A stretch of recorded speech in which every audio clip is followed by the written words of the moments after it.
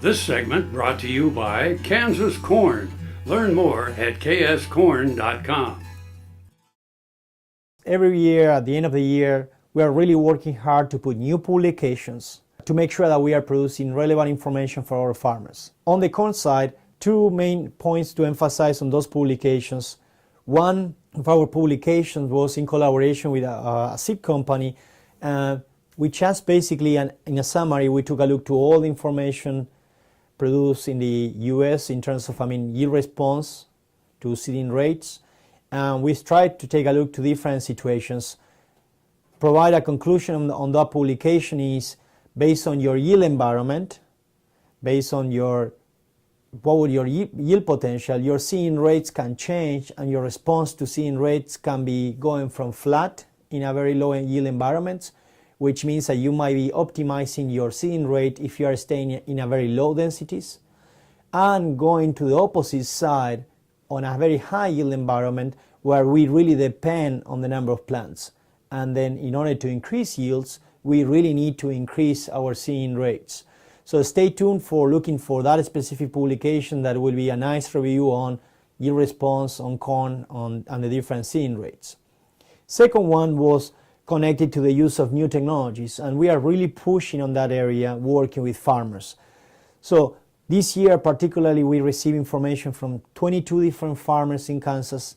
We took yield monitors in corn, and we analyzed what was the relationship between yield monitor information, most likely getting in around harvest time, October, and taking a look to the same information, same season, but just a picture, a satellite information, satellite imagery from mid-season, from August. Okay, and the idea was trying to understand, is the picture that I'm collecting around the mid-season on corn telling me something about what will be my final yields?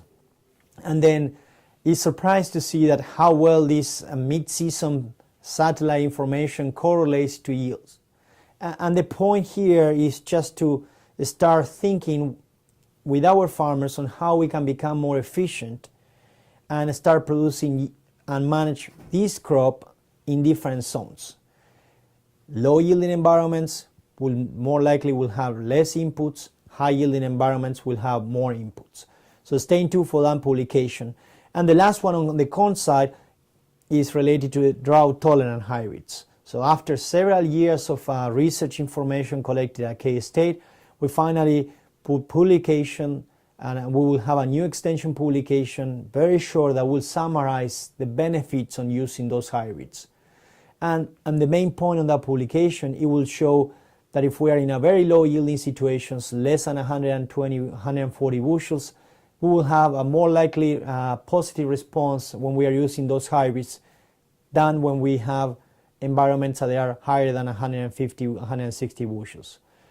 On soybean also, we have very exciting news. We have a new publication. We just finalized putting together a new Soybean Production Handbook. This handbook basically have information, different chapters from growth and development, economics, fertilization, management practices. So it's very complete and it's very updated, and it's just, we will be releasing and sharing that data and all that information in our soybean schools.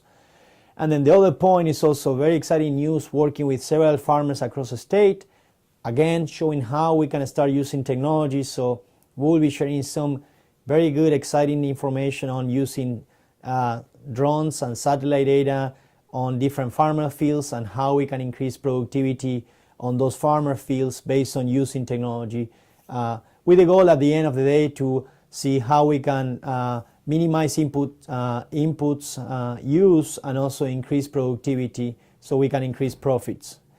On the sorghum side, again, many things going on. We have a new sorghum publication, extension publication that will be just targeted for the schools. And then to emphasize in all the different crops, we'll have new publications that we developed just this year on corn growth and development. We have a new publication as a poster. We have a new soybean growth and development poster. And also we have the one that we did on sorghum that is also almost a brand new sorghum growth and development poster. So we are summarizing all this information to make sure that we All this information is available in our Soybean Schools, and it can be shared with all our farmers. Grain sorghum is one of the most important cereal crops worldwide, and Kansas leads the nation in its production. Over the years, sorghum has been either exported, used in animal feed domestically, or for other industrial uses. Recently, its use in the ethanol market has seen tremendous growth, with 30% of domestic sorghum typically going to ethanol production. Kansas Grain Sorghum is committed to sorghum research, market development, and education. Learn more at ksgrainsorghum.org.